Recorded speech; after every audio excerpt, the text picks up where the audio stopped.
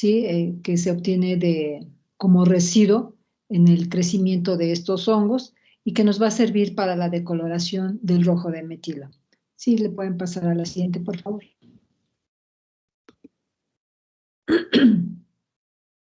Bueno, en Tlaxcala ha habido un problema muy serio con respecto a los, pues a los desechos de aguas industriales que son provenientes de la industria textilera, y esto ha causado pues varias enfermedades que están provocando serios daños a la salud. Entonces, con esta intención se comienza a trabajar sobre colorantes que tienen estructura de tipo azoico y que son los que se utilizan en esta industria textil. Sí, le podemos cambiar, por favor. La contaminación, pues obviamente en efluentes, pues es debido a este tipo de colorantes.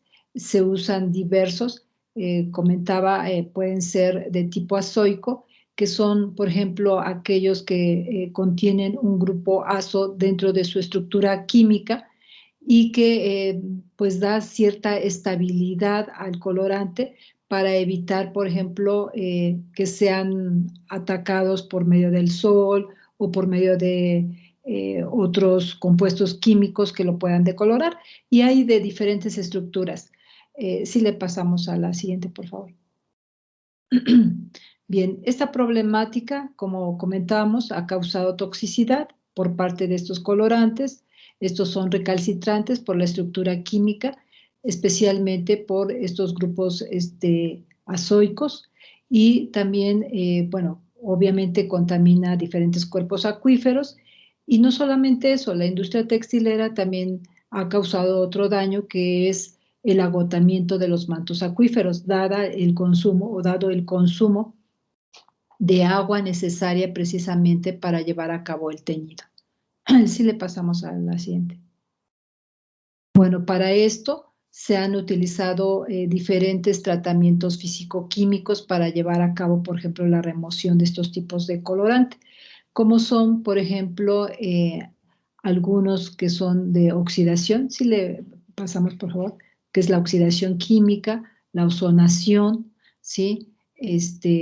Hay algunos casos en donde se utiliza la electrofloculación. Si le pasamos a la siguiente, por favor. También se utiliza, por ejemplo, membranas, por ejemplo, adelante, floculación o membranas también, o bien ósmosis inversa, por ejemplo, ¿sí? Que también son procesos de separación físico-química y que permiten de alguna forma hacer la separación de este tipo de contaminantes, con algunas situaciones o algunas desventajas como son las económicas. Adelante, por favor. Bien, en este trabajo se utilizó la paja residual de las bolsas bueno, la paja residual que se utiliza para el crecimiento del hongo Z. En muchos invernaderos, por ejemplo, después ya de 4 cortes, esta paja es desechada.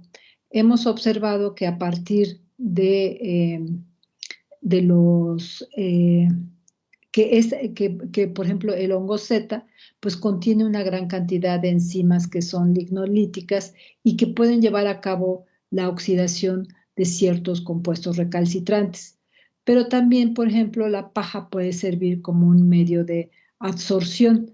Entonces, este residuo se puede utilizar bien para llevar a cabo la remoción de este tipo de contaminante. Adelante, por favor.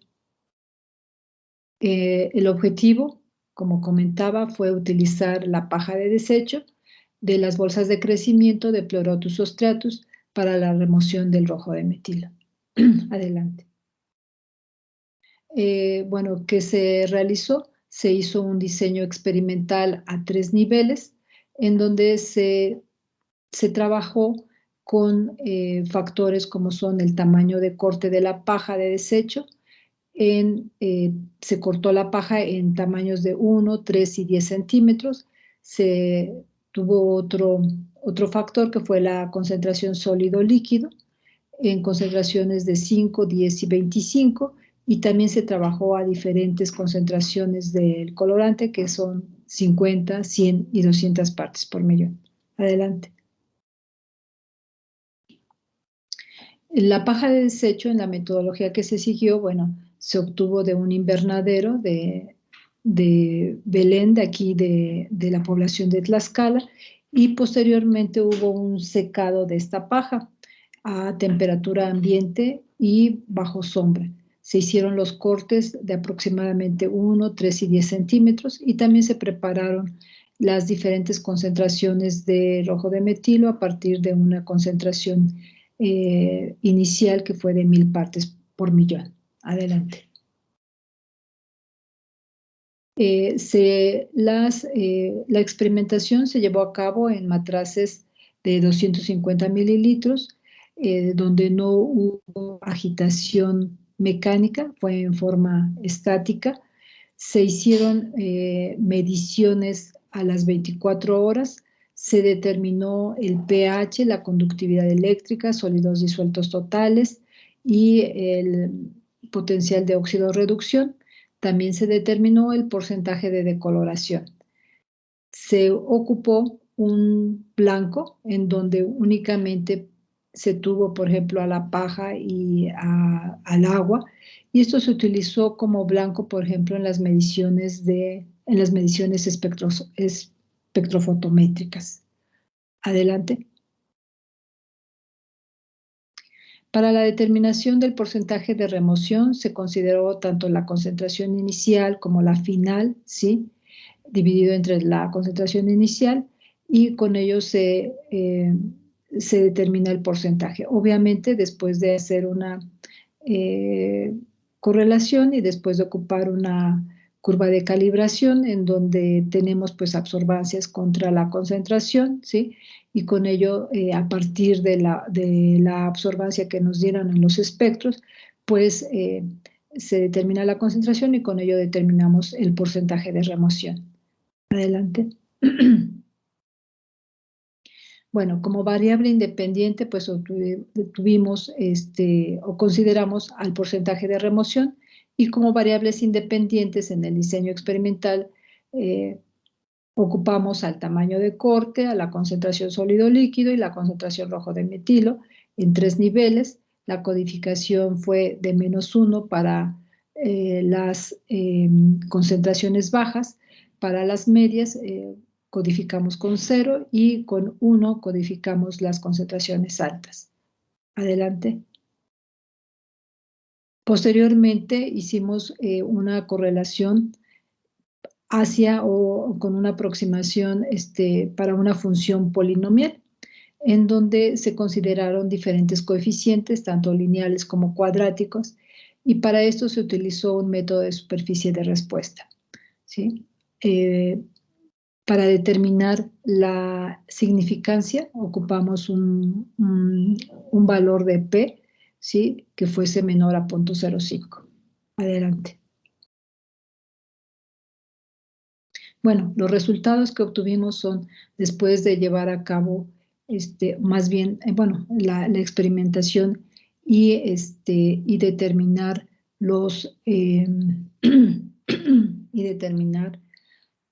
efectos, ¿sí? Observamos que los efectos cuadráticos, tanto de concentración sólido-líquido como la concentración de rojo de metilo y tamaño de partícula, fueron los que tuvieron mayor significancia. Adelante, por favor. Con ello obtuvimos los coeficientes que se muestran ya en el modelo ajustado, ¿sí? Y esto nos permitió hacer una aproximación o bien una predicción también de las posibles o de los posibles porcentajes de remoción bajo las condiciones que estuvimos trabajando. Adelante. Aquí podemos observar el total de experimentos que se realizó, más bien los que consideramos para el modelo, ¿sí? Y la diferencia entre el porcentaje de remoción experimental y el porcentaje de remoción con la predicción del polinomio ajustado. Sí, adelante. También, por ejemplo, en el caso de las mediciones de tanto de conductividad eléctrica como de sólidos disueltos totales o RP y pH, pudimos observar que de alguna forma la conductividad se incrementó, eh, posiblemente por la concentración de minerales presentes tanto en micelio como en paja, pero no llegó, por ejemplo, a un tamaño o a una cantidad considerable que no fuese permitida. En el caso del potencial de óxido reducción hubo una disminución, como se puede observar, y también en el caso del pH se mantuvo, digamos que en una concentración neutra, alrededor de 7. Adelante. 2 minutos. Sí. Pudimos observar también todos estos efectos a través de una gráfica de superficie-respuesta, en donde observamos que las altas concentraciones, tanto de tamaño como de concentración, o incluso, por ejemplo, más bien en los extremos, tanto de bajo tamaño, es en donde se obtienen el mayor porcentaje de remoción. Adelante, por favor.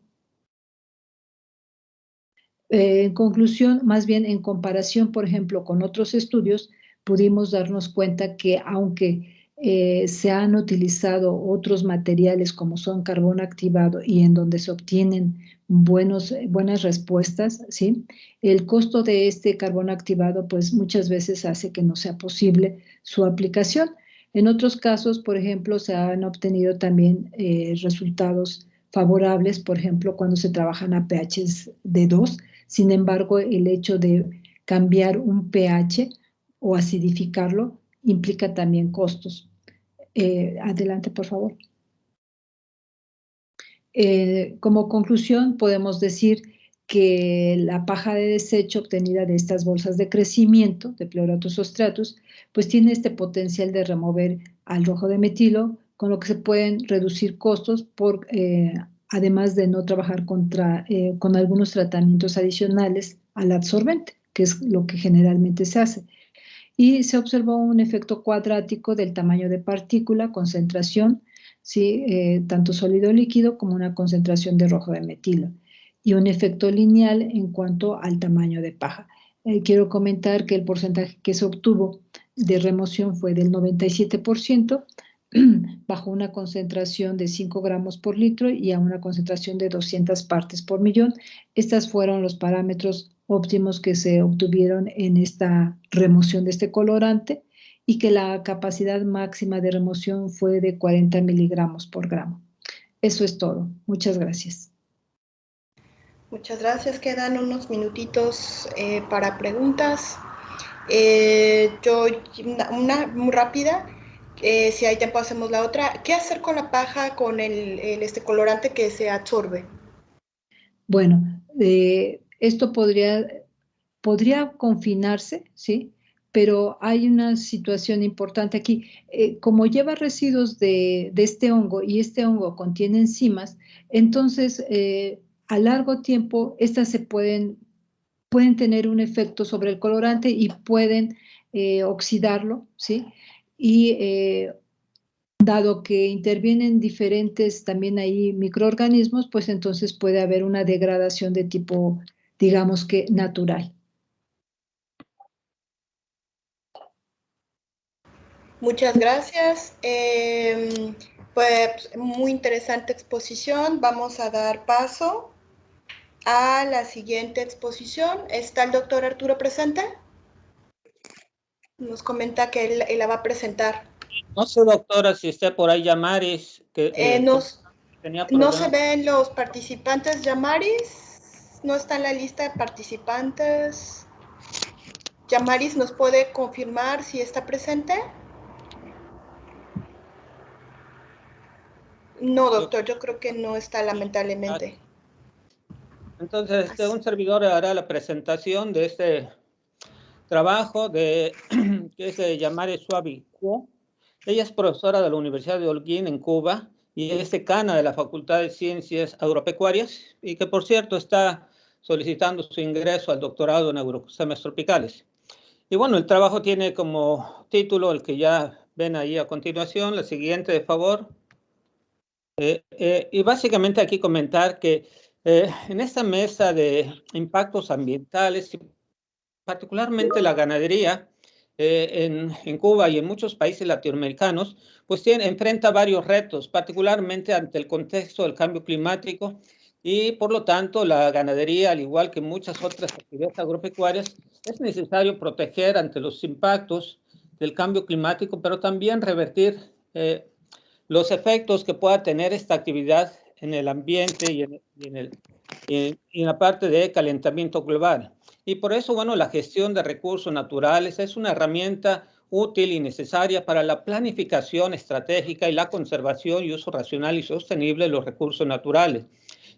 Además de que mucho de uno de los aspectos que enfrenta Cuba, particularmente en esta región, son reducir la pobreza, la vulnerabilidad socioeconómica y ambiental, y incrementando la capacidad adaptativa de los agroecosistemas pecuarios y protegiendo obviamente los ecosistemas, los ambientes conexos a estas unidades de producción, donde el desarrollo sostenible y la producción pecuaria pues están relacionados con esta gestión ambiental para la conservación de los suelos, la biodiversidad y la recarga de mantos acuíferos. La siguiente, por favor.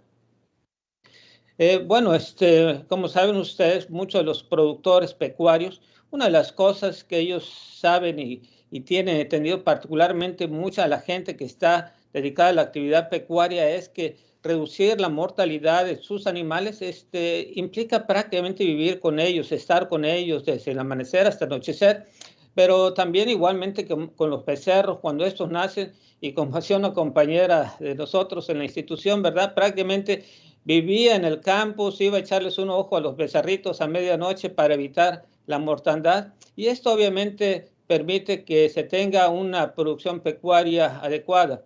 Entonces, esta preocupación de ver si comen las vacas, no comen, si están atentas, si se agobian por el calor, etcétera, es un aspecto importantísimo.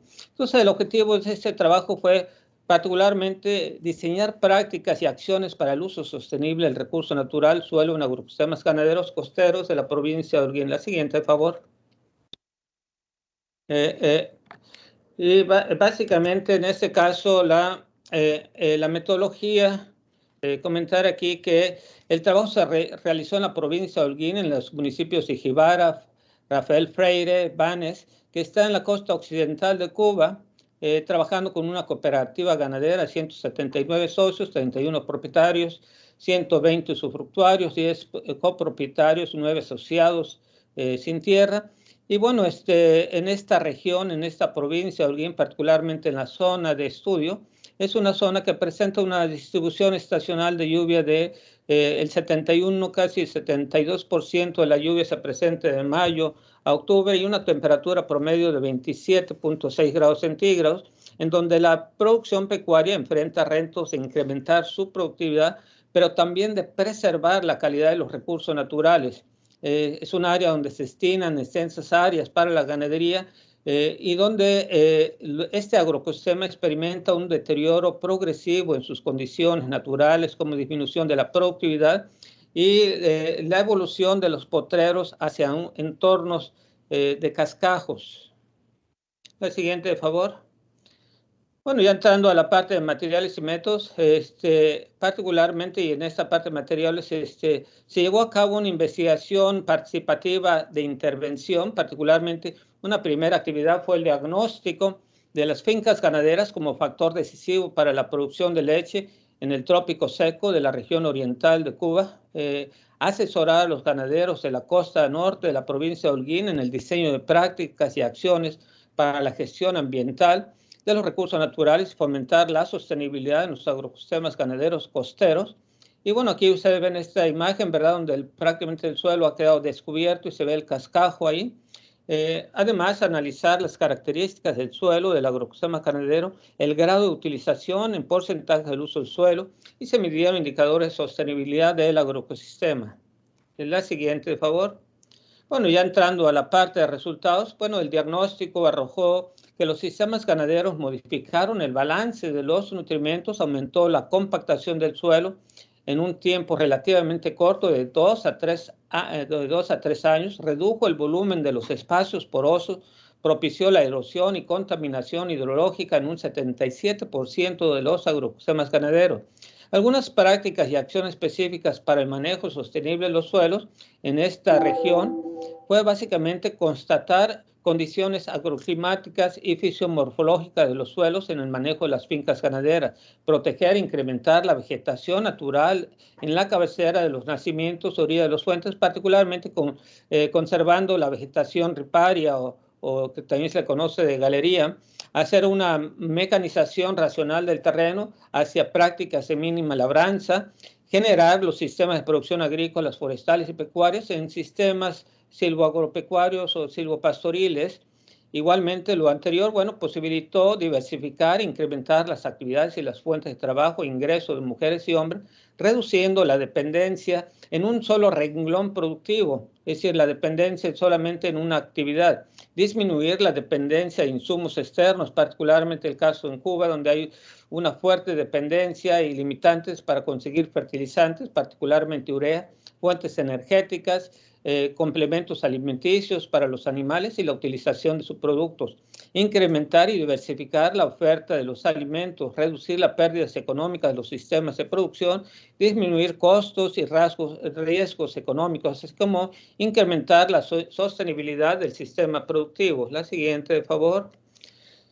La implementación de sistemas, en este caso silvopastoriles, en esta región ha permitido disminuir la dependencia de fertilizantes, ya decíamos particularmente de urea, de síntesis química, la reducción de la erosión y la compactación del suelo, particularmente en esta zona donde son tierras, suelos vertisoles, suelos muy finos, entonces con problemas de drenaje y donde la compactación, se incrementa en estas temporadas de lluvia, estimular el ciclo de nutrimentos, estableciendo agrosistemas multiestratificados, igualmente generar un ambiente favorable para los animales, particularmente en este contexto de bienestar animal, generar productos maderables para consumo de las fincas como leña, postes, cercas, madera para construcción, establecer cercos vivos para la división de potreros, linderos y bordos de carreteras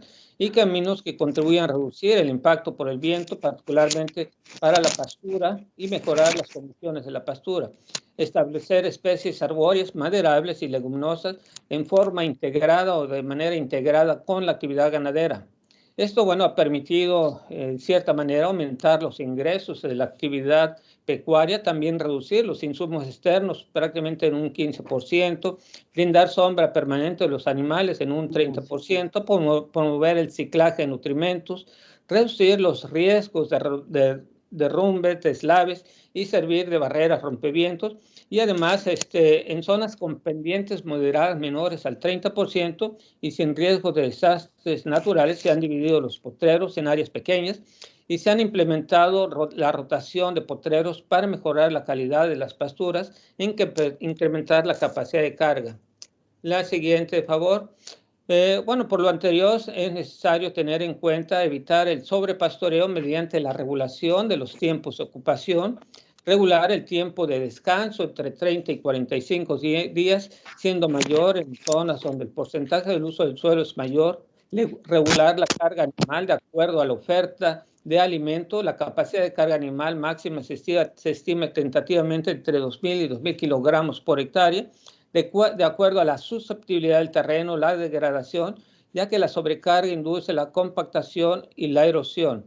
Esta degradación es más crítica en épocas de mayor precipitación, ya que el suelo húmedo es más sensible a compactarse con la presión. Y definir también el número, palabra de cuartón no lo entiendo, pero cuartón según la relación entre el intervalo de tiempo de descanso, recuperación del pasto del cuartón, y el intervalo de tiempo de ocupación o de consumo de pasto. En épocas lluviosas se requiere descanso para evitar el pisoteo del pasto en toda la parcela, y el pasto que consume el animal, obviamente, manejo integrado de las arvenzas o de las malezas, realizar el manejo adecuado de las pasturas, mejorar la productividad de los pastos conservación del pastizal y la calidad del pasto y establecer sistemas agroforestales, así como promover la fertilización orgánica de los pastos y forrajes. La siguiente. Bueno, con esta práctica se ha logrado en el mediano plazo mejorar las características físicas del suelo, aumento de la capacidad de retención de humedad, promover la agregación de las partículas, reducir la susceptibilidad de erosión, mejorar la aireación y favorecer la conductividad del agua y disminuir la densidad aparente del suelo, entre otros.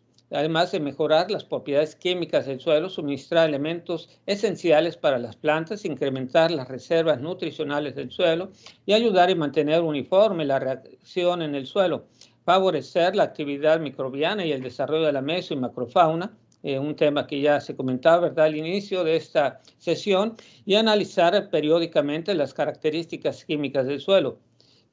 Las recomendaciones para seguir mejorando ese sistema de producción, bueno, son particularmente implementar prácticas para mantener la fertilidad del suelo, realizar mejoras de la fertilidad del suelo de acuerdo a los requerimientos nutricionales para cada especie y las características físicas y químicas propias del suelo, tener en cuenta la fertilidad natural del suelo para planes de fertilización, evitar la contaminación del suelo y las aguas por exceso de fertilizante y disminuir con ello la contaminación ambiental. La siguiente, por favor.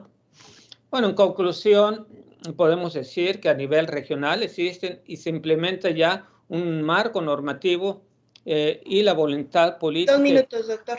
Sí, y la voluntad política favorables para el desarrollo sostenible de los agroecosistemas ganaderos costeros, particularmente buscando la adaptación al cambio climático. Muchas de estas acciones que se han implementado tienen que ver con buscar esta disminución de los impactos ambientales de la ganadería, manteniendo la productividad, pero también buscando esta adaptación hacia lo que ya es inminente del cambio climático. El análisis, bueno, de los resultados del diagnóstico permitió proponer prácticas y acciones específicas para el manejo sostenible de los agroecosistemas ganaderos costeros, las cuales son válidas para otros agroecosistemas con características similares en Cuba y, bueno, eventualmente en otros países con condiciones agroclimáticas similares. Y, bueno, creo que es prácticamente todo de esta exposición. Muchísimas gracias en nombre de Yamaris Cuo. Si hay alguna pregunta y si puedo responderla, con gusto. Muchas gracias. ¿Hay alguna pregunta? Les recuerdo que nos quedan unos minutitos, más o menos un minuto, antes de pasar a la siguiente presentación. Pueden anotar sus preguntas en el chat. Hasta el momento no hay preguntas. De cualquier manera, si les surgiese alguna, y hay tiempo al final de esta sesión de presentaciones, se la pueden dirigir al doctor o también se la pueden hacer por el chat. Sí, bueno, lo que comenta Yamaris y ya nada más para agregar finalmente es que ya con este trabajo particularmente la comunidad ganadera tiene una percepción ya más clara de los impactos de la actividad ganadera, pero además en esta pues capacitación ya la población ganadera o los ganaderos están más comprometidos con acciones para revertir muchos de los impactos ambientales y bueno, hay ese compromiso y ese comportamiento ambiental de mayor responsabilidad. Gracias. Muchas gracias, un muy interesante tema. Les recordamos, si tienen alguna pregunta, se pueden hacer por el chat. Bueno, pues vamos a dar paso a la siguiente ponencia titulada Características físicas de grano de 14 razas de maíz del estado de Puebla, que será presentada por el doctor Fernando López Morales. Adelante. Sí, ¿me escuchan? Sí, sí lo escuchamos. Ok, pues bien, buenos días a todos. Mi nombre es Fernando López, soy doctor en ciencias y hemos investigado un poco lo del maíces de Puebla. Hemos hecho una colecta en todo el estado y estos son algunos resultados previos a lo que queremos. Bueno, son varios proyectos, pero es nada más un poco del proyecto, del gran proyecto que estamos realizando. Bien, pues nada más vamos a abordar las características físicas, ya que pues, en la calidad de maíz hay muchas características. Por ejemplo, están las características físicas de grano, de masa y de nixtamal. La siguiente, por favor. Bueno, como ustedes ya lo saben, pues todo todo el territorio se siembra maíz. Hay un sistema dual en donde el norte pues se producen híbridos y al sur suroeste se producen más que nada nativos, ¿no? Esto se debe a la presencia de los relieves y de los climas, mientras que en el norte pues se hace son las grandes planicies donde podemos hacer donde se hacen donde se siembran maíces mejorados. Tal es el caso de Sinaloa, ¿no? Que es uno de los mayores productores a nivel nacional. Y pues Puebla no se queda atrás, pero apenas le está tirando muy pocas, son muy pocas hectáreas las que se tienen, a pesar de que se hace en todo el territorio, en todo el estado se siembra maíz. La siguiente. Bueno, México es centro de origen, domesticación y diversificación del maíz, teniendo en cuenta una gran diversidad de razas. Cabe aclarar que acá que las razas pues no es más que un conjunto es un subgrupo de la especie que que tienen características muy similares entre ellas, y por lo tanto se definió raza en los años 1950. Bueno, México cuenta con 59 razas de maíz. Se dice que son más, se dice que son 60, es más, ha llegado hasta decir que son 65 por cerratos, pero pues yo solamente quise decir que nada más hubieran 59. La siguiente. Bueno, la calidad de la tortilla se divide en dos grandes formas. Una es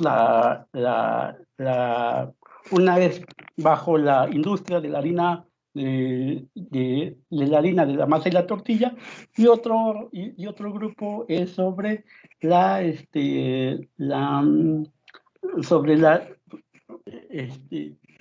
sobre la harina nixtamalizada. Acá les muestro el primer grupo, que es con la industria de la masa y la tortilla, que es más que nada poner cal, poner a hervir, reposar, lavar y poner y hacer la molienda. La molienda igualmente es ahí bajo metate, pero pues también se puede hacer bajo el sistema de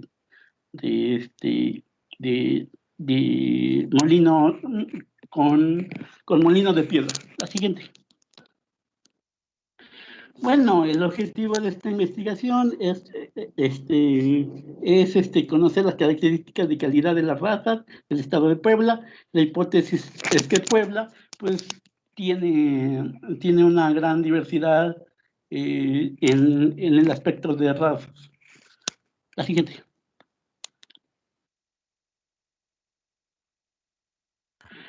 el material de cimiento, pues se hizo una colecta de 14 razas apenas en el año pasado, donde se buscó en todo el estado de Puebla y se caracterizó las razas, es decir, se llevó ante una persona que conociera mucho de esto y las identificó. Ahí están las alturas sobre el nivel del mar y el color de cada una de las razas. La siguiente. Bueno, algunas variables que pusimos son el índice de flotación, que es una medida indirecta del grano. Ahorita les voy a explicar un poco más de eso. La siguiente. También hicimos el peso electrolítrico, que es la densidad aparente del grano, es decir, se toma el peso de la semilla, se deja caer en un volumen de 1 litro y es ese peso.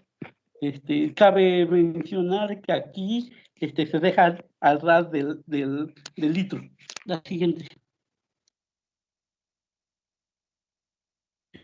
Bueno, también se tomaron algunas variables de color con un colorímetro que se hizo esto se hizo en el laboratorio del INIFAP y se toman también valores de A y B y estos son estos dos parámetros nos dice que nos ayudan a tomar valores de Q y croma. Siguiente.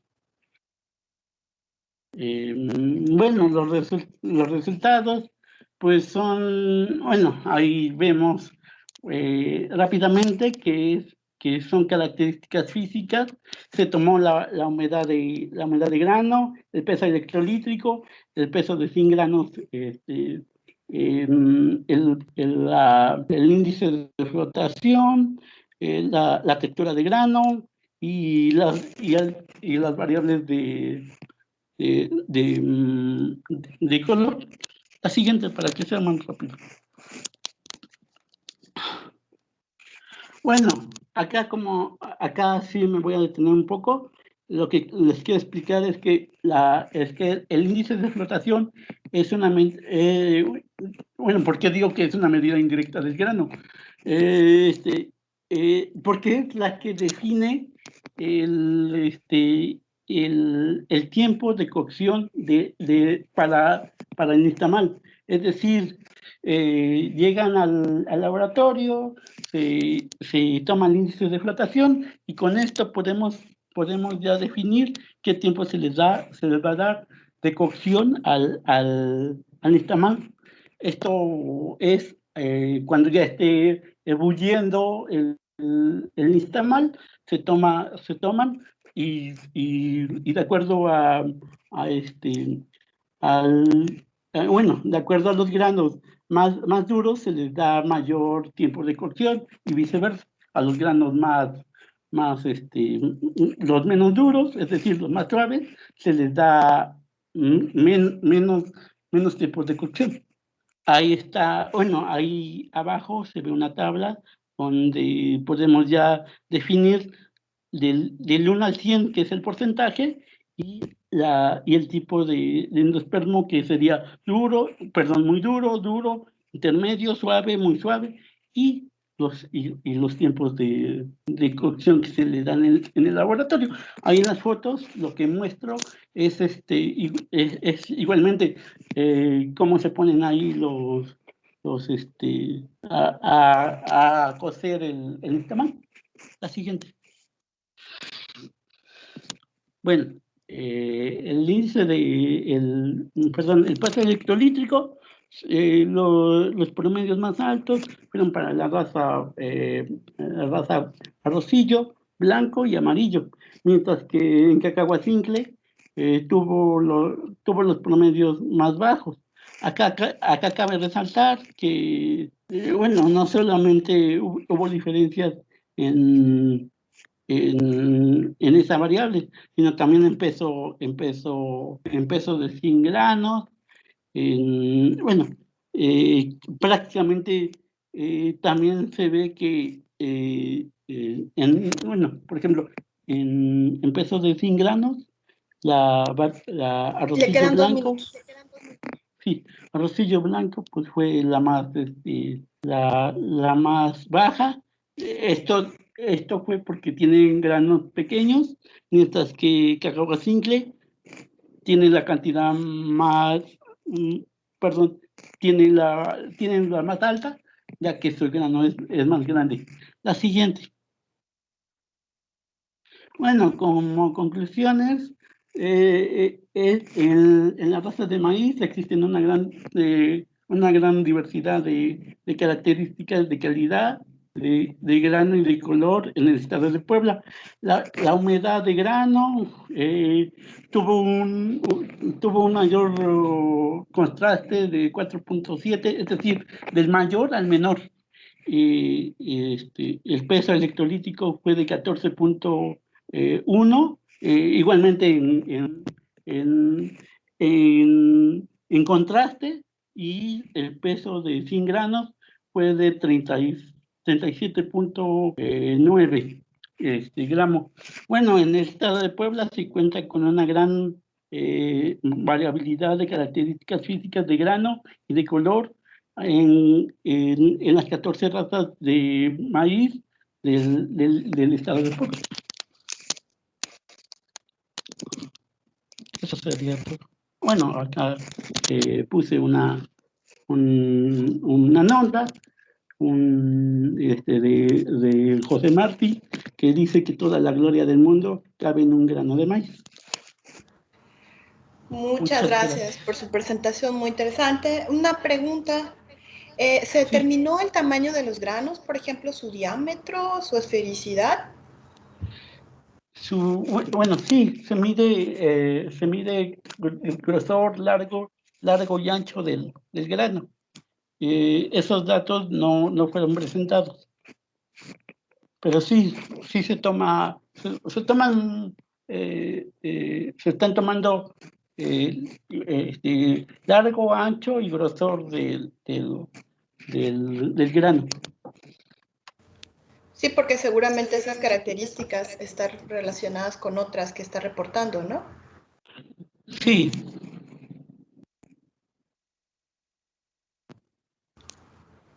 ¿Alguna otra pregunta? Nos queda un minutito todavía, unos minutos, 2 minutos. ¿Alguna otra pregunta? Bueno, si no, damos paso a la siguiente ponencia, recordándoles que pueden escribir o escriban sus dudas en el chat. Si nos queda tiempo al final de estas presentaciones, habrá un espacio para hacer una o dos, o los ponentes muchas veces responden en el mismo chat.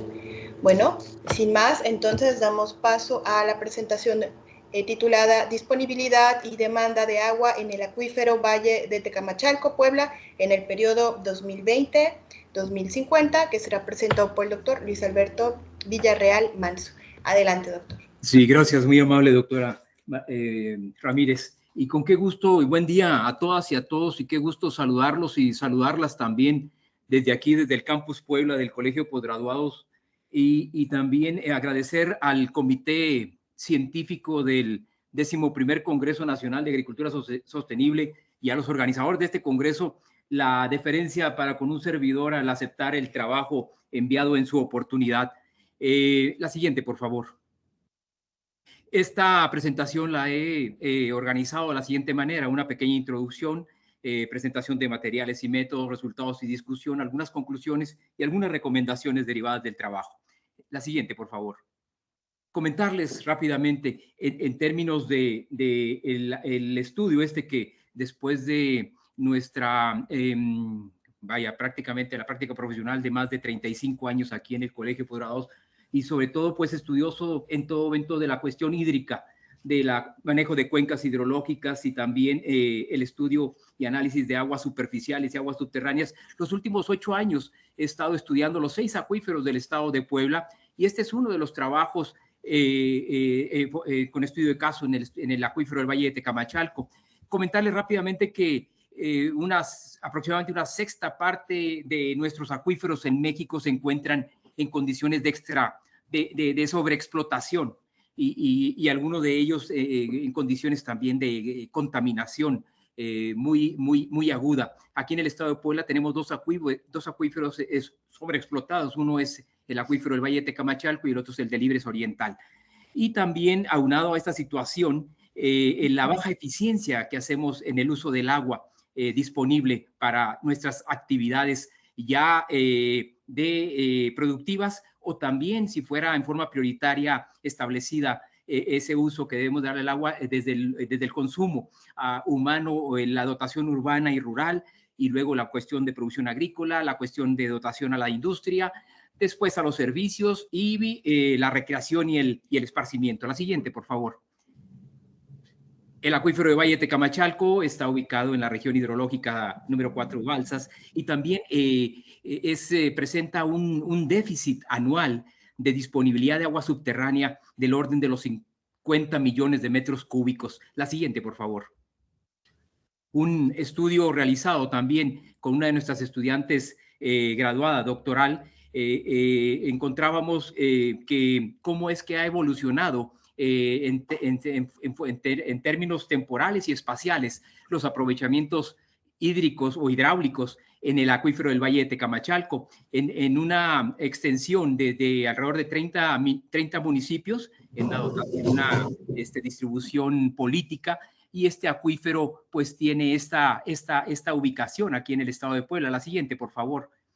Y luego el estudio desde 1994 hasta el 2014, cómo es que evolucionó la extracción de agua del acuífero, siendo que el agua subterránea es la principal, si no es que la única proveedora de agua para toda la actividad de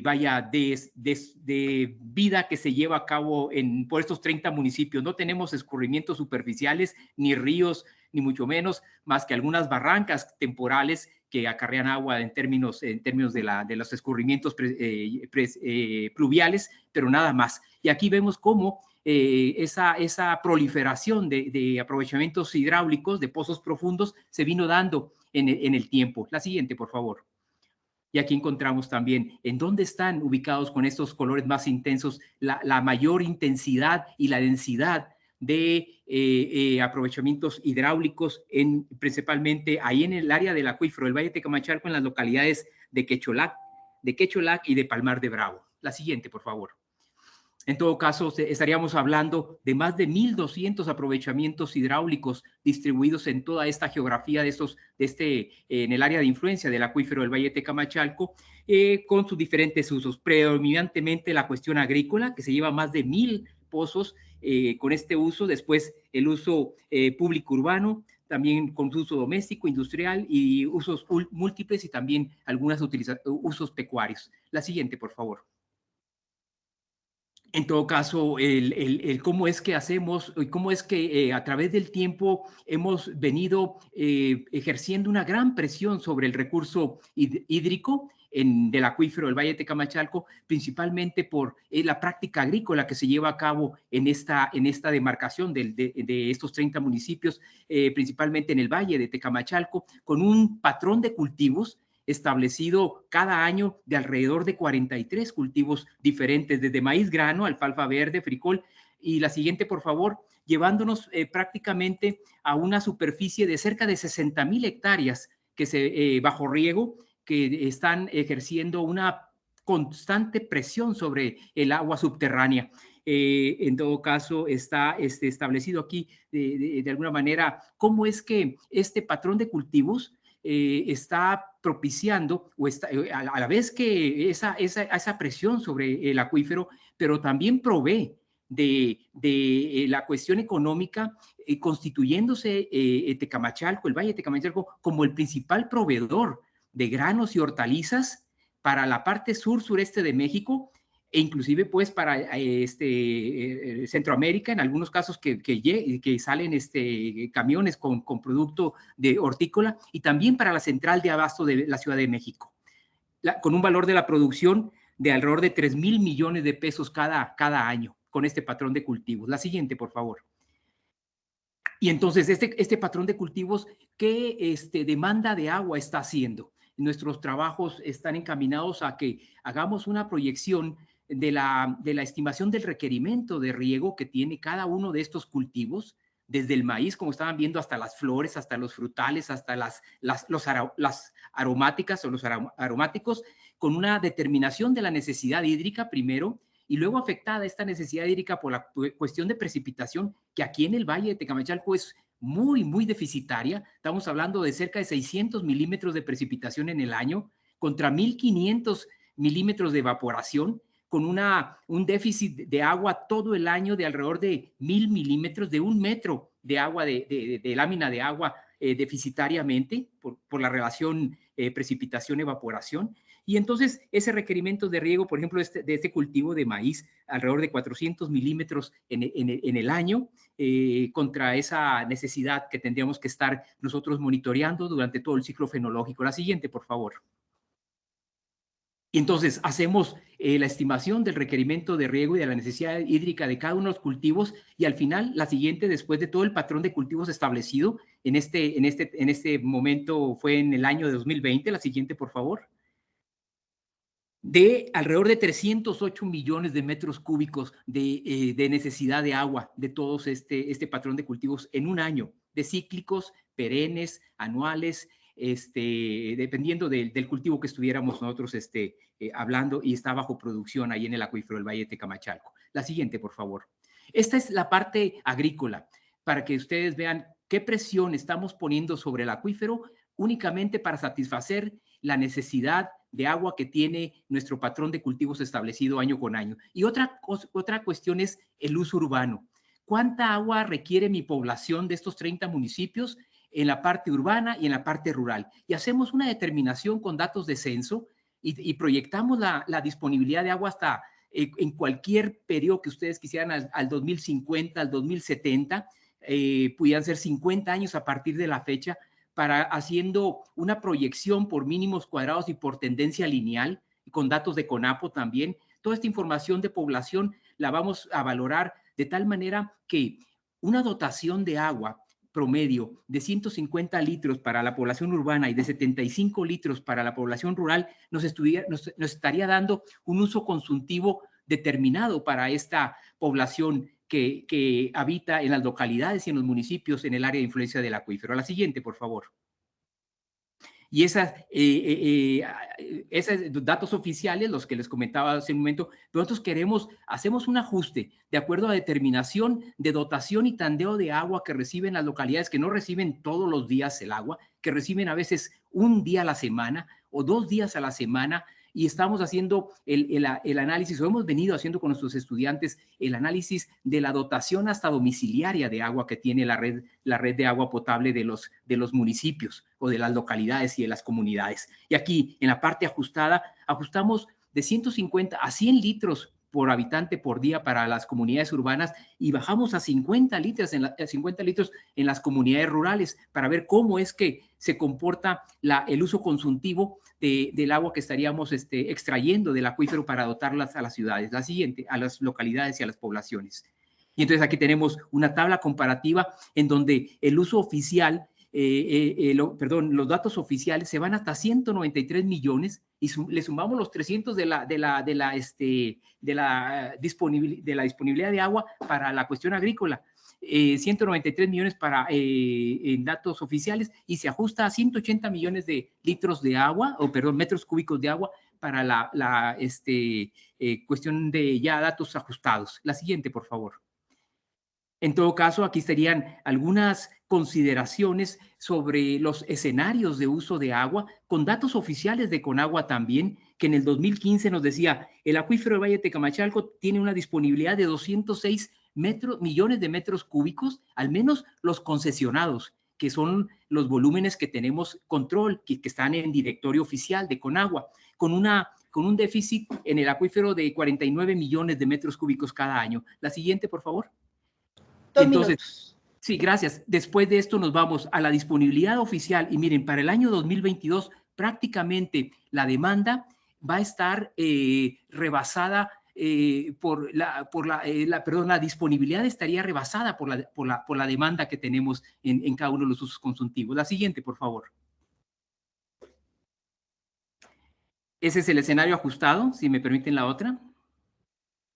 La siguiente, por favor. Y aquí está el análisis ajustado a esa dotación que tendríamos que estar monitoreando, que se da a cada una de las casas en las localidades y en los municipios, y nos lleva a una situación que podríamos irnos hasta el 2036 aproximadamente, en donde ya nuestra demanda estaría siendo la disponibilidad estaría siendo rebasada por la demanda de una población creciente. La siguiente, por favor.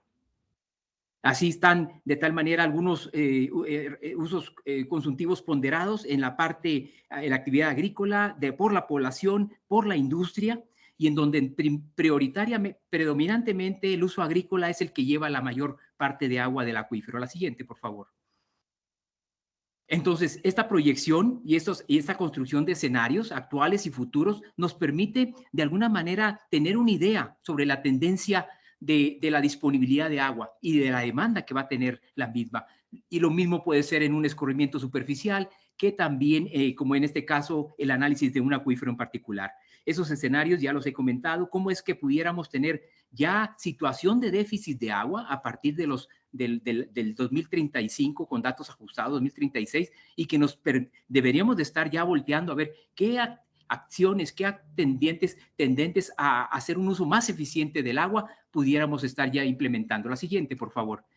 Y trabajos como en las comunidades, investigación, acción participativa, planeación de trabajo en microcuencas, la identificación de zonas de recarga y cuidar estas zonas de recarga del acuífero, la reforestación, el manejo de bosques, los programas de obras de conservación de suelo y agua, la actualización del censo de aprovechamientos hidráulicos, modernización de la infraestructura hidráulica, y aparte la parte económica, ¿cuánto cuesta eso? La medición de volúmenes extraídos, el uso eficiente del agua, la tecnificación del riego agrícola y la captación y el aprovechamiento del agua de lluvia como una alternativa. La siguiente, por favor. Pues con esto termino esta presentación muy rápida también, comentándoles que este trabajo igualmente se puede realizar en cualquiera de los 620 acuíferos que tenemos en el país, ya en la parte de agua subterránea, o también en la planeación del aprovechamiento de escurrimientos superficiales de ríos o arroyos. Muchas gracias por la atención. Muchas gracias. Hay dos preguntas. Le voy a leer la última y si nos Adelante. da tiempo al final, porque están muy relacionadas. Pregunta la doctora Mónica Vargas si se puede idear formas de recuperar el agua del uso agrícola, dado que la mayor proporción es transpirada y evaporada a la atmósfera. Sí, aquí la cuestión tendría que ser de cómo es que debemos eficientar el uso del agua en nuestros sistemas de producción agrícola, aun cuando pudiéramos estar pensando que mayoritariamente son sistemas de riego tradicional, son riegos rodados, son surcos, melgas, corrugaciones, surcos en contorno, pero haciendo un buen diseño del riego y del trazo de riego, manejando bien nuestros volúmenes de agua disponibles y planificando bien el momento que requiere el cultivo, el agua y la cantidad, podríamos hacer un ahorro del agua muy importante. Ya no se diga en los sistemas de riego tecnificados, con el riego por goteo, el riego por microaspersión, el riego por aspersión, son los sistemas de riego más eficientes en donde prácticamente el agua se aplica de acuerdo al requerimiento neto de la planta. Y nos queda un minuto. La pregunta del millón, entonces, ¿hay que limitar la cantidad de agua que se destina a riego agrícola? Fíjese que deberíamos de hacer ciertamente un análisis del requerimiento más cercano a la realidad que tiene cada cultivo. Nosotros aplicamos el agua indistintamente de acuerdo a la disponibilidad. Tenemos suficiente agua y lo aplicamos a consideración. Y el número de riegos que con base en la experiencia nos podíamos estar pensando que nos va a dar el mejor resultado en rendimiento del cultivo. No, aquí es aplicar realmente la cantidad que requiere en el momento más adecuado. Y hay etapas críticas en el desarrollo fenológico de los cultivos en donde deberíamos estar poniendo especial atención para aplicarle en ese momento el agua.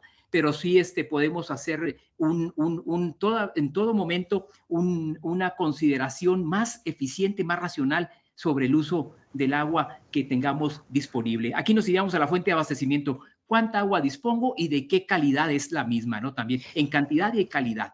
Muchas gracias. Ahí hay otra pregunta, lo invito a que la responda en el chat, doctor.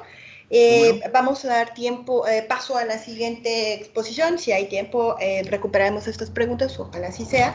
Y la siguiente presentación tiene por título Colonización micorrízica en 2 orquídeas epífitas endémicas de México, que presentará la doctora Claudia García Sánchez. Adelante. Sí, buenos días. La siguiente, por favor. Bueno, yo les voy a hablar sobre las orquídeas. La familia Orchidaceae es de una amplia distribución, se encuentra en todos los continentes, con excepción de las regiones polares y desérticas. Cuenta con alrededor de 27,000 especies, de las cuales el 69% son epífitas. En México se tiene el registro de unas 1,260 especies, las cuales se concentran en los bosques de neblina, aproximadamente un 60%, y de este total, el 40% son endémicas. Las orquídeas se caracterizan por presentar una morfología variada y esto va a depender de su hábito de crecimiento, ya que tenemos epífitas, terrestres, litófitas, trepadoras e incluso hay una especie subterránea. Y hay una característica que las va a representar, que es el abelo, que es la estructura más llamativa y que va a servir como pista de aterrizaje para los diferentes polinizadores. Las semillas de las orquídeas son muy especiales, ya que estas van a carecer de sustancias de reserva, por eso requieren de la participación de hongos micorrízicos orquidoides para su germinación. Esta micorrización se va a caracterizar porque en las células corticales las hifas se van a enrollar y van a formar ovillos o pelotones, que básicamente son estas hifas enrolladas. Y esto pues va a llevar a la germinación de las semillas y posteriormente al crecimiento vegetal. En México y en el mundo tienen variados usos: ornamental, medicinal, ceremonial y comestible, pero desafortunadamente estas especies han sufrido la destrucción de sus ecosistemas y por ello en México son el segundo grupo que aparece en la NOM 059 semanal con más especies en esta lista, entre ellas una de las orquídeas de estudio, que es Prostekea karwinski. La siguiente, por favor. Por ello, mi objetivo de investigación fue cuantificar la intensidad y la extensión de la colonización micorrízica en el tejido cortical de las raíces de Prostekea karwinski y Rhincostele ptera. Como objetivos específicos es comparar el grado de colonización en las plantas de Prostekea karwinski colectadas en 2 zonas de estudio, en Santa Catarina Estetla y la Purísima Concepción en el estado de Oaxaca, y comparar el grado de colonización entre Prostekea karwinski colectada en los 2 sitios de estudio y Rhincostele ptera, originaria de San Esteban, Atatlauca, en Oaxaca. La siguiente, por favor. Bueno, la colecta de Prostekea karwinski se realizó en marzo de 2018 en 2 comunidades de Oaxaca. La primera fue en Santa Catarina Estetla y la segunda en la Purísima Concepción. Y bueno, ambas están a una altitud de 2,150 metros de altitud y 2,160 metros de altitud, y es un bosque templano de pino encino. Mientras que Rhincostele ptera se colectó en julio del 2018 en la comunidad de San Esteban, Atatlauca, que pertenece a la localidad de Tlaxiaco. Igual es un bosque de pino encino y a una altitud de 2,520 metros. Para la colonización micorrízica se seleccionaron raíces. Estas se sumergieron en agua purificada durante 15 minutos para retirar los restos de residuos orgánicos y de corteza. Los cortes se hicieron transversales a mano con navajas para afeitar. Y para la colonización micorrícica se empleó el método propuesto por Rasmussen y Wyman del 2002, que es una escala visual. Lo que se hace es, una vez que se tiene el corte, se coloca sobre portaobjetos, se tiñó con fucsina ácida y después de 24 horas se procedió a la observación. Y lo que se hace es el córtex se dividió en diferentes segmentos para contar la colonización micorrícica, que fue desde 0% hasta 100%, y una medida complementaria para conocer la extensión de la colonización. En estos mismos cortes se puso lo que es la presencia del hongo, sin importar el porcentaje de colonización o la ausencia, que es una medida complementaria. La siguiente, por favor. Y aquí les muestro los resultados que se obtuvieron. La colonización o el porcentaje de colonización en el tejido cortical de Prostechia karwinskii de la comunidad de Santa Catarina Estetla fue del 68%, que corresponde a la barra negra, mientras que la colonización de Prostechia karwinskii de la comunidad La Purísima Concepción fue del 65%. Al realizar el análisis estadístico entre ambas comunidades no se encontraron diferencias significativas, y al comparar la colonización con Rhincosteles aptera, que corresponde a la vara gris, se encontró que ella estuvo colonizada en un 48% de su tejido cortical. Y bueno, esta fue en la que se obtuvo menor colonización micorrícica.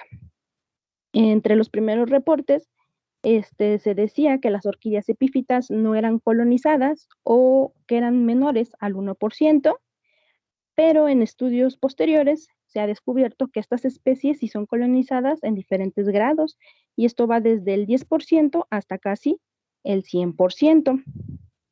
Y aquí en la fotografía les muestro un corte transversal en donde podemos observar un 50% de colonización del tejido cortical en Prostechia karwinskii, y en la segunda laminilla podemos ver lo que son los enrollamientos hifales, que ya están en degradación y están unidos por una hifa en Rhincosteles aptera. La siguiente. Y eso es con respecto a la proporción del tejido cortical colonizado. Y como les dije, la medida que se hizo adicional de los 700 cortes que se consideraron para esto, bueno, cuando se fue lo que es ausencia y presencia de la colonización, se encontró que Prostechia karwinskii de Santa Catarina Estetla, la colonización se extendió en un 99% del tejido analizado. En Prostechia karwinskii de la Purísima Concepción un 98%, y en Rhincosteles aptera un 91%. Como podemos observar, la colonización se extiende pues bastante a lo largo del tejido analizado. Y en estas fotografías podemos observar en la primera un corte de Rhincosteles aptera en donde no hay colonización micorrícica.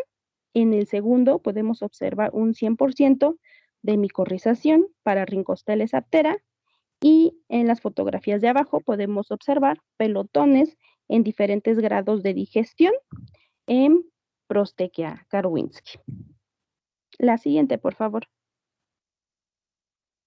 Como conclusiones, el tejido cortical de Prostechia karwinskii y Rhincosteles aptera está colonizado en diferentes grados por los hongos orquidoides. Estas especies son de importancia cultural y económica, son colectadas y comercializadas en Semana Santa, por ello sufren la presión de una extracción masiva, lo que está afectando sus comunidades naturales. La arquitectura del hospedero es importante en el establecimiento de las orquídeas epífitas, ya que en la corteza se acumulan los restos orgánicos que permiten el establecimiento de los hongos orquidoides. La siguiente. Gracias. Muchas gracias, un trabajo interesante. Hay una pregunta para usted y la realiza la doctora Mónica. Y pregunta, ¿visualiza aplicaciones del trabajo para la conservación de estas orquídeas? sí es muy importante porque estas orquídeas son endémicas de México y este tipo de trabajos se ha desarrollado poco en México, pero sí es importante seguir con este tipo de investigación, darlos a conocer para que las personas de las comunidades sepan lo que tienen. ¿Y las comercialicen o las conserven? En el caso de Prostekea karwinski, de hecho estas fotos las tomé en Tlaxiaco y como podemos ver, las personas las venden, las podemos encontrar adornando los negocios y entre la fruta venden las orquídeas, te venden alrededor de que será unas 5 por 10 pesos. Y en Semana Santa en verdad es mucha la cantidad que colectan, no solo para arreglar las iglesias, sino las personas las compran porque esta orquídea se caracteriza por presentar un aroma cítrico, es muy, muy llamativa, parece incluso un tulipán, y también huele muy rico. En esa zona la utilizan muchísimo, aparte también tiene usos medicinales. Era justo lo que pensaba, ¿no? Eso también se puede investigar, ¿no? Los usos medicinales. ¿Alguna otra pregunta? Nos quedan unos minutitos y tenemos algunas preguntas pendientes de otras presentaciones. Si estuviesen aquí los ponentes, si estuviese la doctora Maribel Cano Hernández, quedó pendiente una pregunta. Y era cómo decidieron las concentraciones el rojo de metilo.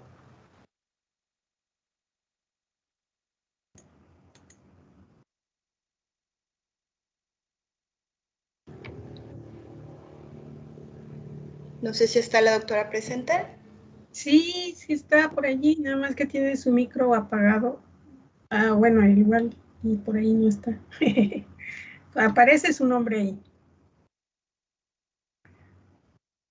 Bueno, si no, las otras preguntas, la pregunta pendiente para el doctor Luis Villarreal la respondió en el chat. Quedan 2 minutitos por si gusta platicar, es interesante. Y la realizaba Luis Alan y le preguntaba acerca de si estaba de acuerdo con encarecer las cuotas de cobro en orden de mejorar los sistemas de distribución del recurso hídrico y castigar económicamente los malos manejos a los usuarios. Sí, gracias, doctora Ramírez. No, yo en esas acciones punitivas o de castigo, yo también no estoy muy de acuerdo con ello.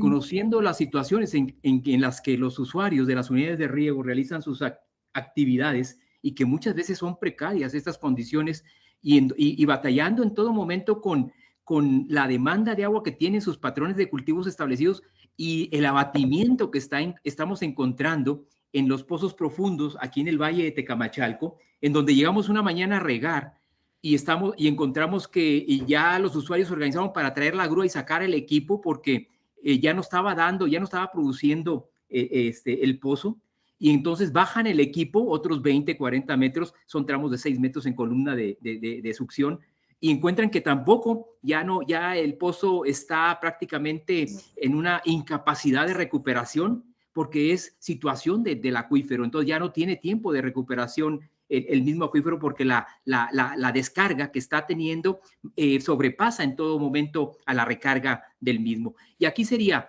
lo que le propongo a Luis Alan. La cuestión es de que si la Comisión Nacional del Agua concesiona alrededor de 200 millones de metros cúbicos cada año para sus diferentes usos consultivos en el acuífero, ¿por qué no cada usuario pudiera poner un peso por metro cúbico de concesionado? Y con esos 200 millones de pesos cada año pudiéramos estar implementando alguna de las acciones que les comentaba yo en la parte de recomendaciones. Por ejemplo, la cuestión de reforestación, la parte de protección de las zonas de recarga del acuífero, de la modernización de la infraestructura de riego, instalación de equipos de medición de agua. Alguien me preguntaba si era importante estar midiendo en todo momento. Pues sí, para que cuantifiquemos ahora sí que la cantidad de agua que aplicamos a nuestros cultivos. De otra manera, eso es arbitrario. y no tenemos un control sobre lo que estamos extrayendo, lo que estamos aplicando, y muchas veces a Conagua no le damos cuentas de que si hacemos una extracción de agua del volumen concesionado, y lo hacemos en forma muy arbitraria. No sé si quedó claro con eso.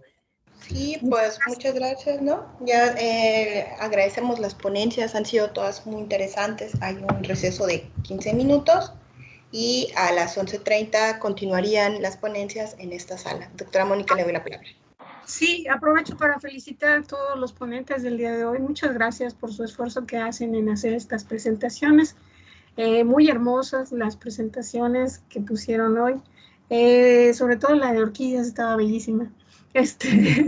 Y bueno, también felicitar a la doctora Alejandra, que nos hizo el favor de hacer la moderación de este bloque, y dar las gracias a David Sosol, que continúa haciendo la proyección de las presentaciones.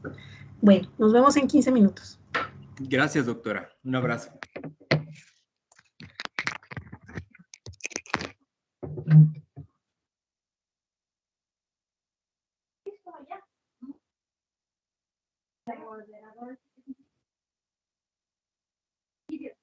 Muy bonita. Vamos, es que en cada sesión